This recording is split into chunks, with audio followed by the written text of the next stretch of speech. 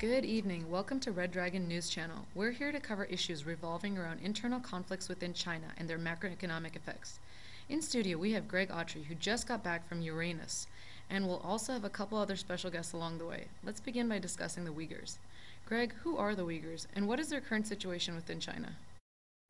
The Uyghurs are a Muslim ethnic minority group within the Xinjiang region who account for 2% of the Chinese population, which is approximately 30 million people.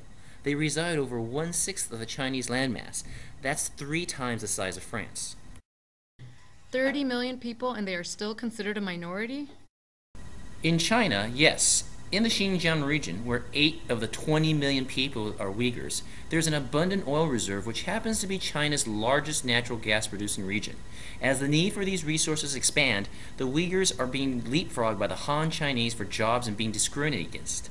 Ignoring the Uyghurs makes economic growth in those regions unsustainable. It is just a matter of time before the Uyghurs riot again. The ultimate threat posed by Uyghur nationalism and separatism is an insurgency crossing numerous borders and cultures. We will now cut to some actual footage of riots happening within China with one of our reporters. There are approximately 2,000 riots that occur a year. These violent clashes left the bloodiest hole in China since the Tiananmen Square protest 20 years ago. The trouble started after clashes between the rival ethnic groups, Uyghurs and Han Chinese. The Uyghurs say their protests were peaceful and that they are being targeted by the state. Uyghurs are demanding investigation into these clashes at a factory with Han Chinese members last month. In addition to the Uyghurs, these pandas are fighting all the time. This unrest is also of great concern to the government. Oh, whatever. That looks like Black Friday shopping at Walmart. How could these riots impact China? If the outside world has a perception that China is an unstable country where riots could pop up anywhere, then this will cause doubt in whether it's a safe bet to build a factory or invest in China. They can look at alternative locations. So China wants to maintain a global image of stability. The last thing the Chinese government wants is a drop in foreign direct investments due to this type of social uncertainty. We now have Premier Mr. Hu via satellite. Mr. Hu, thanks for joining. How do you feel about this going on within your country?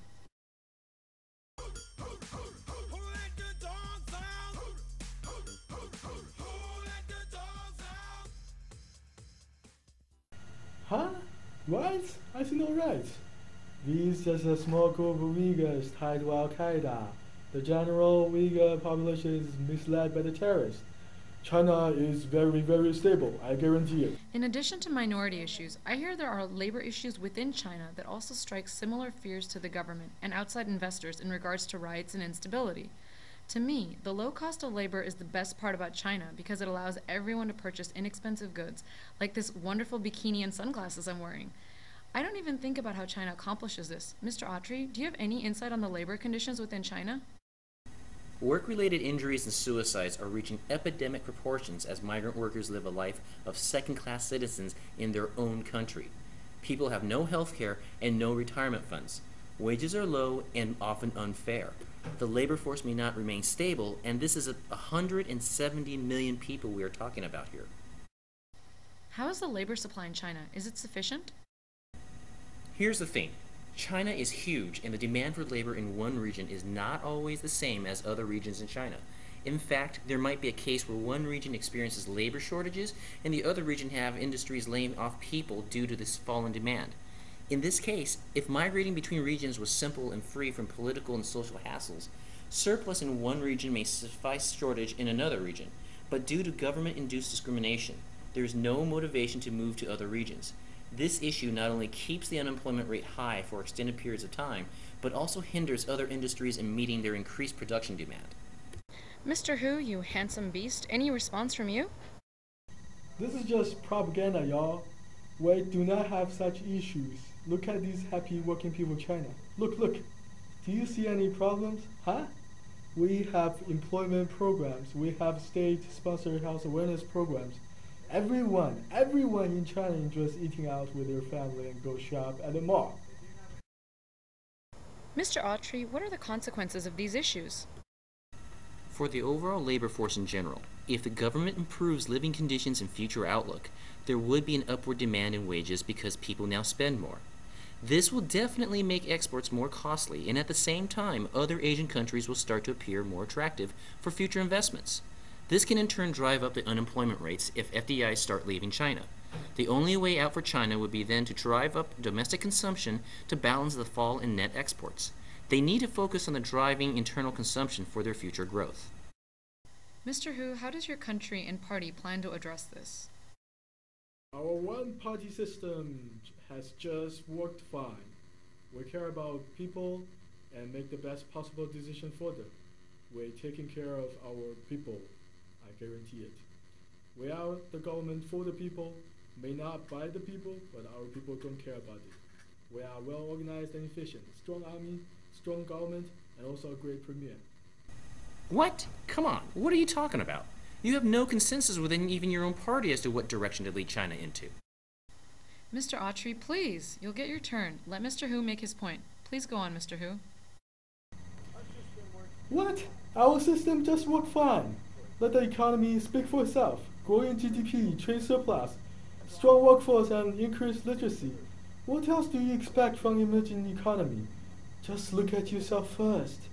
You are pro-democracy people and look at the outcome. You are debating healthcare, social security, and green energy when you have really high unemployment and sore trade deficit. Wow, those are pretty strong points. Your turn, Mr. Autry. Now think about it. Like any political group, the government wants to stay in power. However, you look at their approach to governing the people. It is with disregard to its people and focused solely on economic growth. This sole focus drives a lot of the other problems going on. You have the conservatives and progressives in that same party. Whichever faction that winds up leading the country will determine the overall approach China will take on the global economic stage. What are the differences between the two factions within the party? The progressive faction believes that future economic growth can only be achieved by adding political reform, whereas the conservatives look at economic growth independent of the political outlook. The conservatives are typically more focused on protecting the status quo, and the progressives are more open to changing their system. So, depending on whether a conservative or progressive faction is in charge, it can shape their foreign policy, including their inclination to have more favorable trade relations or put up additional barriers for a true market-driven economy. This may also determine the direction of where the yuan goes. I think we're having some technical issues here. What's going on? It's not a technical issue.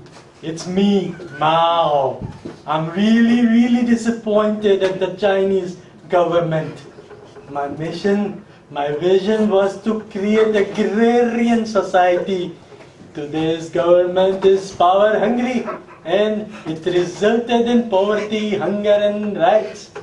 Corruption, greed and self-preservation has taken over the mindset of today's government. I'm disgusted.